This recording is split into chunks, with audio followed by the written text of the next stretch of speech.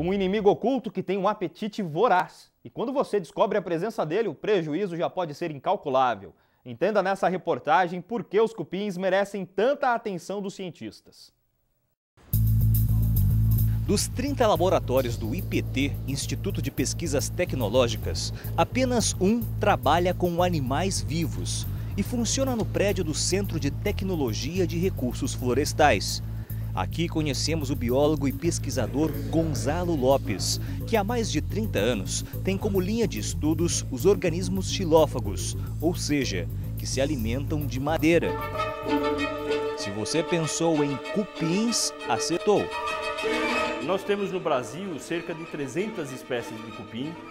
Dessas 300 espécies, acreditamos que entre 15 a 20 podem ser consideradas praga. E essas 15 a 20 espécies são consideradas praga porque atacam edificações, viveiros de planta, plantios, colheitas, patrimônio histórico, acervo do patrimônio histórico. Na sala de ensaios, o biólogo monitora o comportamento de dois tipos de cupins. O de madeira seca, comuns em residências e prédios antigos. Com os cupins de madeira seca, nós desenvolvemos ensaios laboratoriais para avaliar a eficácia de produtos químicos, a resistência de materiais ao ataque desses insetos. E no aquário improvisado está a espécie mais preocupante por causa do apetite que parece não ter fim e do estrago que provoca na natureza. São os chamados cupins subterrâneos e atacam principalmente as árvores. A massa que serve como um viveiro dos insetos é composta de terra, saliva e fezes do bicho. A mistura transforma a colônia numa fortaleza. Na busca pelo alimento, os cupins podem atacar materiais que surpreendem os especialistas. Por exemplo, se sua casa tem muitos livros, verifique se eles já não estão dessa maneira. E isso foi o que sobrou de um antigo sapato.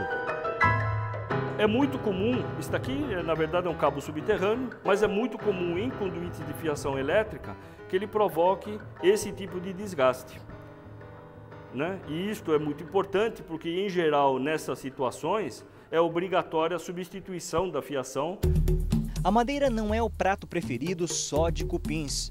Estes pontinhos foram provocados por brocas, pequenos besouros que têm um apetite de bicho grande. São sinais de saída do inseto. A broca deposita ovos ou no interior de componentes anatômicos da madeira, ou na superfície da madeira, dependendo da espécie.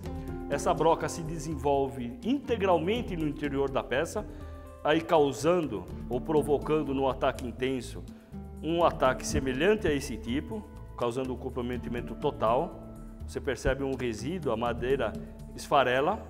O estrago provocado por estes insetos é preocupante, mas é um problema que tem solução. No primeiro sinal da presença de cupins, isto é, frisos na madeira ou minúsculas bolinhas espalhadas no chão, que na verdade são as fezes dos bichos, não perca tempo. Para garantir um extermínio eficiente, o pesquisador orienta a consultar mais de uma empresa especializada no combate de pragas. Para que exista um ponto de comparação, uma empresa pode achar um organismo, outra pode achar um segundo organismo, a outra pode achar esses dois, corroborando e fornecendo indiretamente ao consumidor, do ponto de vista técnico, qual fez o melhor trabalho no seu imóvel.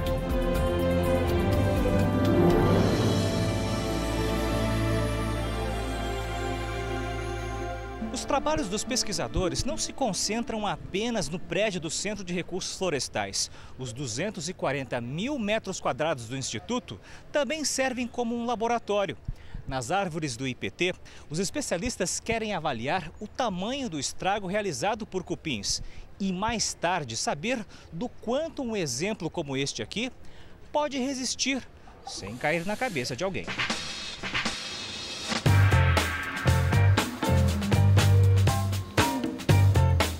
É uma guerra contra os cupins que obriga a pesquisadora Cíntia Oliveira a ficar bem armada, ou melhor, equipada. Primeiro, os biólogos fazem um pente fino em cada árvore na busca dos insetos. Nesse caso, A gente conseguiu encontrar vestígio de túnel deles e ataque na madeira. Eles estão com bastante atividade, apesar de estar molhado e eles não se adaptarem muito bem a essa umidade. Lembra daquele equipamento que parece uma arma do futuro? É, na verdade, uma furadeira especial ligada a sensores eletrônicos. Quando a broca tem dificuldade para furar, pode ser um sinal de árvore sadia. Mas quando de repente ela entra com facilidade, quer dizer que o interior da planta foi comprometido pelos cupins. As informações vão direto para o computador em tempo real. E a gente consegue ver quanto que ainda tem de material sadio na árvore. Com esses cálculos a gente consegue saber se a árvore tem um risco de queda, grande, pequeno. Essa é uma das informações mais importantes que a gente tem, de quanto que internamente essa árvore tem ainda sadio. As prefeituras são as principais interessadas pela experiência e pelos resultados dos estudos do IPT. Além de evitar acidentes, a pesquisa é indicada também para projetos de arborização de municípios. As espécies adequadas para a cidade, todo esse planejamento urbano impede que novos processos de cupim e de fungo se estabeleçam.